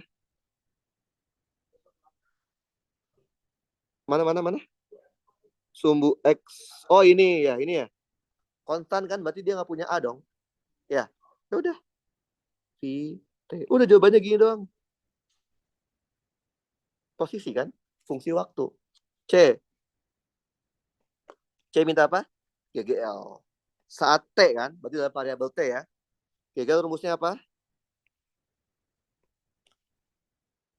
Min N D per DT dari flux magnetik. N-nya satu kan ya? Karena tidak ada tumpukannya kan? Kan N tuh kalau ada banyak dia bertumpuk di situ. Berarti N-nya satu. D per DT. Masukin fluxnya. Fluxnya jangan masukin yang spesifik langsung T-nya 0. T-nya kan fungsi T kan? Artinya fluxnya. GGL-nya itu yang masih dalam bentuk fungsi T. Jangan yang ini kan GGL-nya masih dalam yang bawah kan itu udah dalam kondisi 0 kan? Kondisi T 0 kan? Berarti pakainya yang atas tuh yang masih X kuadrat tan 30/2. Paham? Ngerti? Berarti apa ini? B0 dikali X kuadrat tan 30 derajat per 2. Paham? Ngerti kan? Ngerti? Oke. Dari semua variabel yang ada di dalam kurung, mana yang berubah terhadap waktu di soal ini? Apa? X-nya. Berarti semua boleh keluar kecuali X. B0 dikali tan 30 derajat dibagi 2 D per DT dari X kuadrat. Betul? Betul kan? X-nya nggak boleh keluar kan? Karena X-nya merupakan berubah-ubah terhadap waktu. Apa itu dx kuadrat per dt? Apa? Hah? Hah? Aturan rantai, betul. Jadi dx kuadrat per dt dapat kita ganti menjadi dx kuadrat per dx dikali dx per dt. Betul? Turunan dari x kuadrat terhadap x apa? 2x. D per dt, tadi x-nya apa sih? X0 ditambah VT. Benar kan? Diturunin jadinya apa? Jadi apa? V. Betul kan V kan? Maka dapatlah 2X dikali V. Masukin ke sini. Maka GGL induksinya menjadi minus B0 tan 30 derajat per 2, oke, dikali 2X V. Paham? Ngerti? Nah, coret duanya boleh? Boleh kan? Jadi kita punya apa? Minus B0. Berapa tan 30? Akar 3 ya? Seperakar 3 ya? Betul? Tadi X-nya apa? X0 ditambah VT. Betul? Dikali V. Betul? Tadi X0-nya apa ya? L0 kan? Betul nggak? L0 ditambah VT dikali V. Berarti sama aja. Min B0 akar 3 L0 dikali V ditambah V kuadrat T. Ini adalah GGL induksi sebagai fungsi waktu. Satuannya apa? Volt. Apa arti dari GGL induksinya negatif? Arah dari B induksinya. Arah dari B induksinya berlawanan dengan B aslinya. Karena B aslinya itu dot, betul? Dot ini dot kan? Berarti B-nya apa? Cross. B induksi. Paham?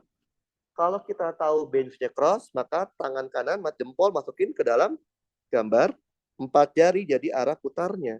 Maka akan muncul arus induksinya ke arah sini. Paham? Oke. GGL itu biasanya dimutlakin ya. Kalau kalian nyari. Biasanya habis nyari, itu nyari arus sih. Oh iya nih. Arus kan bener ya? Dia cuma minta arah doang. Pada jalur yang sejajar dengan sumbu X. Oke.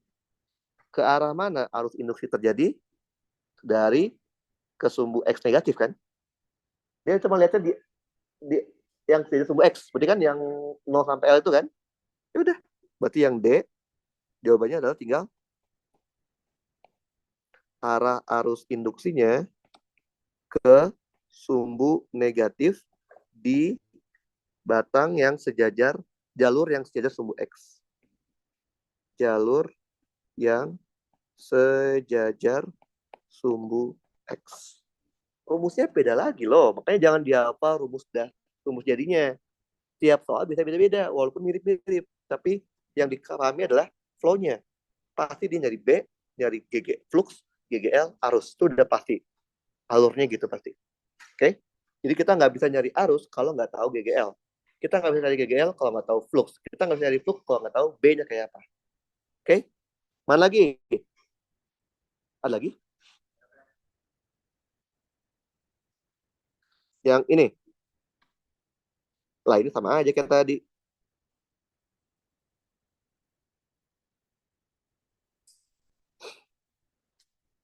Ini soalnya apa yo? Ini soal materi apa nih? GGL induksi. Ini induksi kan? Oke. Induksi ya. Kita baca dulu ya. Sebuah batang konduktor ditempatkan di titik sudut tersebut digerakkan ke arah sumbu X negatif dengan laju konstan. Laju konstan 2.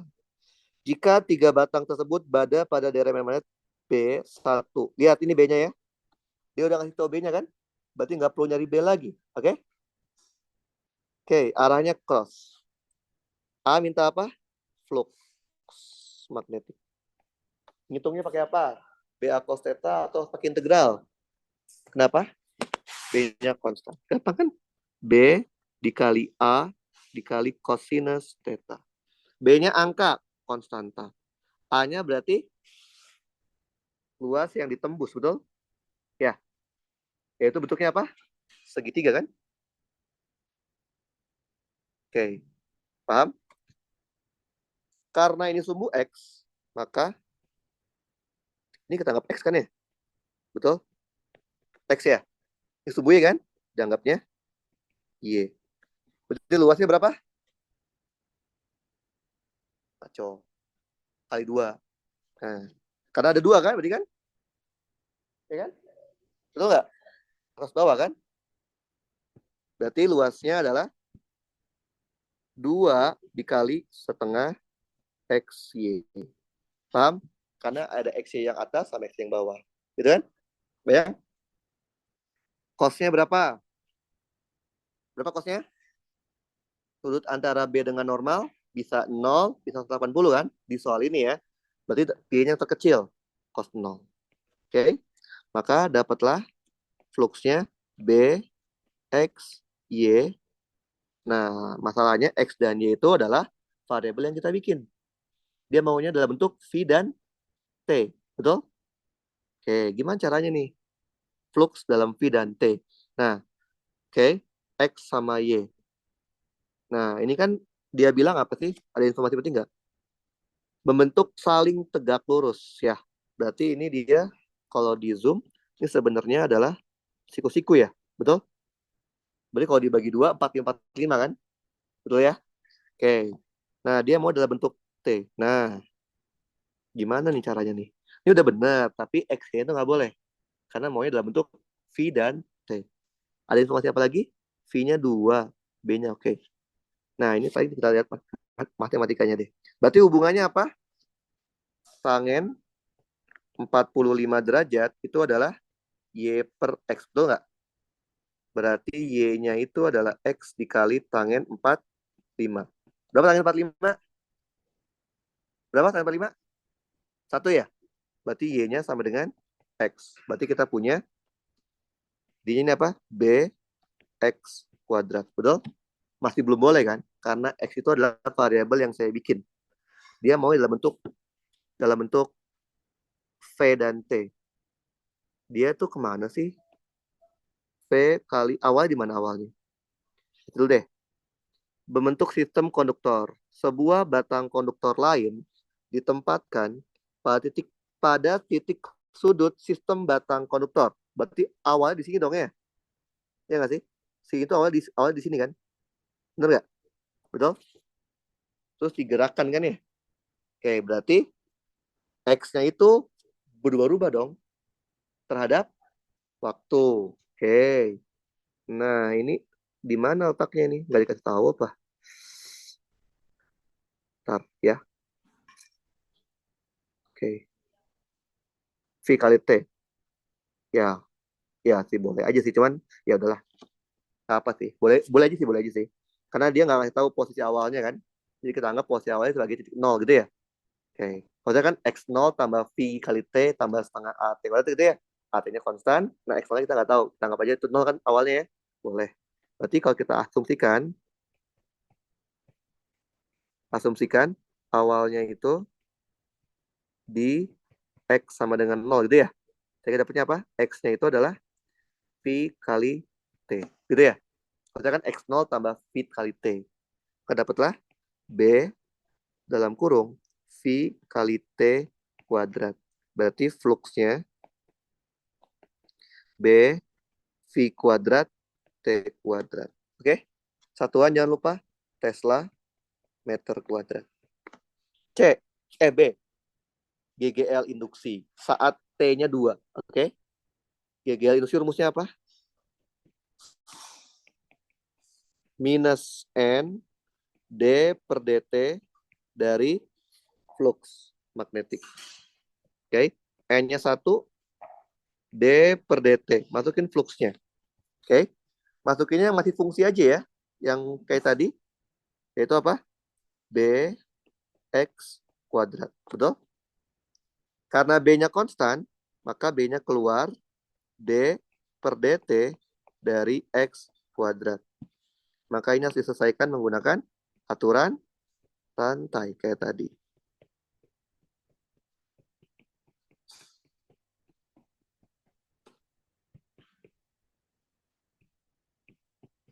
Oke. DX kuadrat berarti apa? 2X, betul? Ini V, betul? Maka dapatlah negatif B dikali 2X kali V, betul? Oke. Nah, masukin tadi. 2-nya taruh depan deh. Min 2B V. Tadi X-nya apa?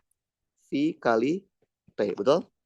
Maka dapatlah GGL induksinya min 2B V kuadrat T. Satuannya apa? Volt. Oke. Minus hanya menandakan bahwa arah B induksinya berlawanan dengan arah B asli. Karena B aslinya cross, maka B induksinya pasti dot. Oke. Nah, berarti dia keluar, berarti dia akan ada arus ke sini ya. Kelihatan.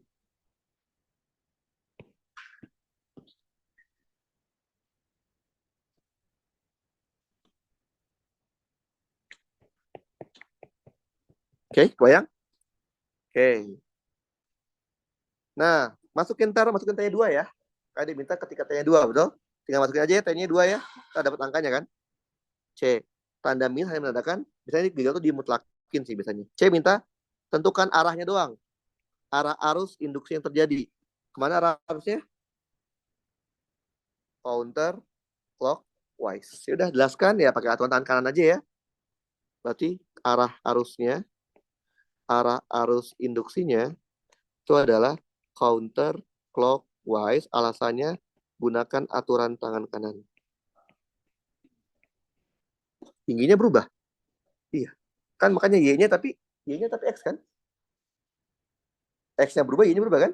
Makanya Y saya ganti. Jadinya Y-nya adalah X. Kan hubungannya kan tan 45 kan? Y per X kan? Maka tan 45 kan 1. Jadinya dx kuadrat. Ngerti ya? Oke. Gunakan aturan tangan kanan. Oke. Itu. Paham ya? Jadi induksi konsepnya jangan hafalin rumus jadinya. Karena kalau dia hafal rumus jadinya kan akan ketemu tiap soal beda-beda rumus jadinya. Tapi hafalnya adalah konsepnya. Alurnya cuma itu doang. Cari B, cari flux, cari GGL, cari arus. Udah itu doang konsepnya. Oke? Oke. Dinyalain airdropnya. Saya mau kasih airdrop yang lain. Ya. Apa? Aduh, kalau interpretasi itu ada panjang langkahnya. Ada kan? Waktu itu mana ada kan? Ada kan? Ya, gambar tuh udah paling ultimate. Kalau udah ketemu gambar, udah bisa bikin gambar, udah selesai semua sebenarnya. Kan kalau kita udah tahu, udah bisa bikin gambar, kita nggak perlu rumus kan? Tinggal lihat gambarnya aja kan? Ya kan? Tapi kan bikin gambar kan lama, ya nggak sih? Kalau kita nggak suruh bikin gambar, tapi kita malah bikin gambar, makan waktu kan? Makanya saya kasih rumus buat mencarinya kan? Jadi kalau kalian udah paham gambarnya, sebenarnya udah cukup. Dapat gambar aslinya, udah bisa bikin gambarnya, udah dapat semuanya. Kayak misalkan tadi, terang interferensinya hilang. Itu tinggal lihat dari gambar kan, yang ngitung kan ya. Tapi kan susah bikin gambarnya. Makanya nggak susah sih, ribet aja kan. Makanya untuk mempermudah kita pakai cara rumusnya kayak gitu. Sebenarnya sama, interpretasi adalah cari fasanya yang penting. Karena dari fasa itu kita bisa tahu dia bakal terang, bakal gelap, bakal maksimum sekunder, bakal bukan semuanya, bisa dicari dari fasanya. Oke? Okay? Kayak gitu. Udah nyala? Bentar ya, saya kirim dulu.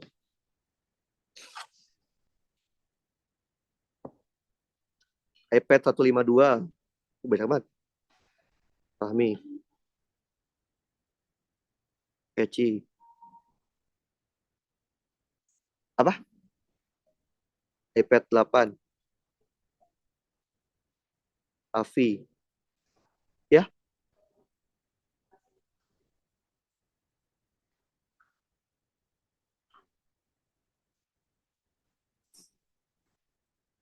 lihat dari gambar.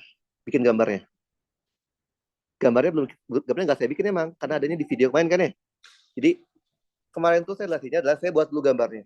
Biar kalian kebayang gambar itu bakal kayak gini kan. Ribet kan, panjang kan bikin gambarnya. Nah, makanya saya rada-rada tricky nih. Ada nggak ya cara bisa tahu tanpa bikin gambar? Ternyata ada. Nah, salah satunya itu triknya. Jadi kalau kita udah terbiasa bikin gambar, kita bisa tahu, oh kalau D per W-nya 3, pasti setiap kira 3 itu mati dia. Ya kan, di gambar itu ada kan, gitu kan ya? Kita pengen bikinnya gambar D per W-nya 4 ya, kalau nggak salah ya. Yang hari Selasa ya. Makanya setiap kira 4, 8, 10, 12, 16 hilang semua kan. Karena dia berhimpit antara interferensi dan difraksi. Interferensi pasti kalah sama difraksi. Jadi dia interferensi pasti nggak bakal bisa melebihi difraksi ya. Jadi kalau kata difraksi mati, mati. Kalau difraksi naik, naik. Paham ya? Kalau interferensi dia ngikutin difraksi.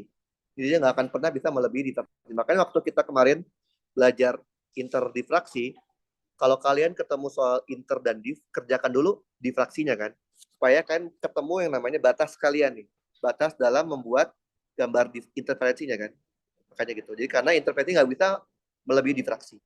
Pengaruhnya lebih kuat dibandingkan difraksi interferensi. Kebalik, interferensi lebih lemah dibandingkan difraksi pengaruhnya. Makanya kita bikin difraksinya dulu.